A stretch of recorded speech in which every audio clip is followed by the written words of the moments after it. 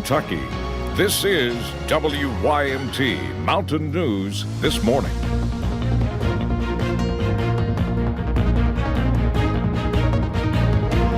Good morning, I'm Connor and James. The time is just about 5 o'clock on your Monday morning. Let's check in with meteorologist Kelly McShane for a look at your forecast this morning. Kelly, good morning. Good morning, Connor. Happy Monday to everybody. We're starting off with those temperatures. Not feeling too bad out there. Let's go ahead and take you to those current temperatures. We are looking at a few areas into the 60s this morning. 61 in Harlan, 64 in London. A little bit warmer into Hazard and Jackson at 68 degrees for both. Satellite and radar are not showing too much. We have been pretty clear and pretty calm overnight, and that fog really not too much of a problem. Over the last several mornings, we've seen plenty of dense fog, but this morning, maybe a little bit of patchy fog into those valley regions, but overall, not too bad. But just be very careful this morning, but we are going to be off to a sunny start. Then as we head into the afternoon hours, a few more clouds adding into the mix, maybe a stray chance of rain, but overall, most of us will stay dry and it'll be a pretty pleasant day. We do have a chance for storms tomorrow. They could be strong, and I'll have those details here in just a little bit. Connor?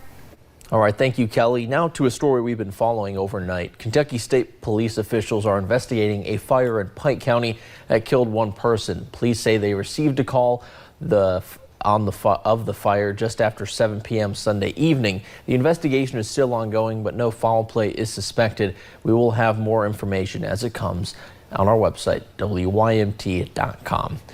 And the cost of pencils, backpacks, and paper for your child adds up when going back to school for school shopping. So after seeing families struggle from the Black Jewel bankruptcy, one church in Lexington wanted to help out. WYMT's Lauren McCourt was there when a bus full of supplies stopped at the church yesterday.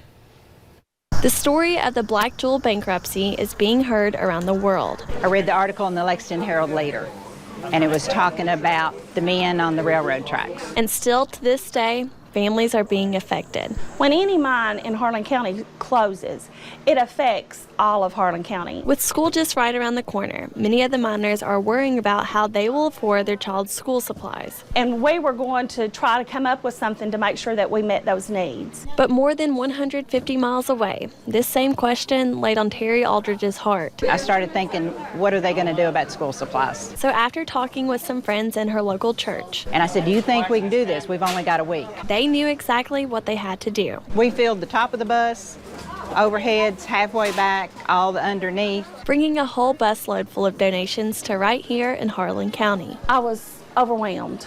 Handing out free school supplies and food to each family who stopped by. The loaves and fishes story where God multiplied it.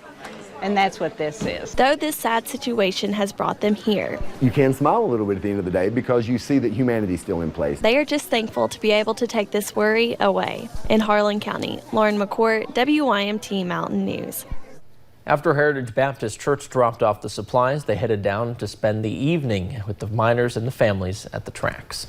Well, officials with the Mount Vernon Fire Department say a crash happened Sunday afternoon on I-75 near exit 59. Now, they say there were minor injuries as a result of the crash, and it appears to involve a tractor trailer and a pickup truck. I-75 has since reopened.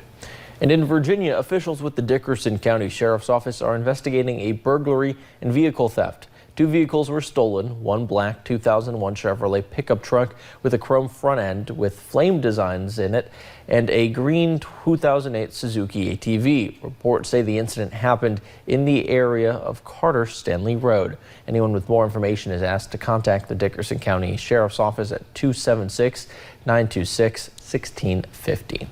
And the Laurel County Sheriff says deputies arrested a man Sunday morning for allegedly sexually abusing a woman delivering pizza. Michael Phipps of Corbin is being charged with third-degree assault. Police say the woman reported Phipps inappropriately touched her without her consent during a pizza delivery. Phipps is at the Laurel County Correctional Center. And one man is behind bars after police found a variety of drug and paraphernalia during a traffic stop in Wayne County. Officials with the Monticello Police Department say officers stopped 25-year-old Dustin Dodd on Saturday afternoon after seeing him running a stop sign.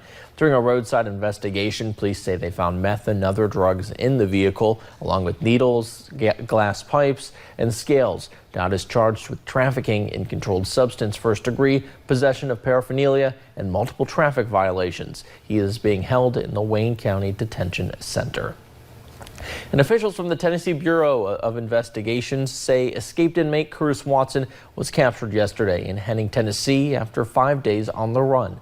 Sunday morning, the Tennessee Department of Corrections shared a photo showing Watson trespassing at a home in Henning. Watson was seen dressed in a camouflage bib, overalls, and a hat, carrying a camp backpack.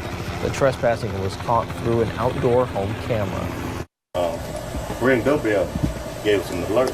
Someone's in the backyard, and so we pulled it up on our phone in the house, and he had this door open, and he was like in like this. We couldn't see his face, and when he finally backed out of here, closed his door, my wife really recognized him. So that's him. He got that goatee, and that's when we called 911. The inmate, described as extremely dangerous, is accused of strangling TDOC Administrator Deborah Johnson the morning of his escape.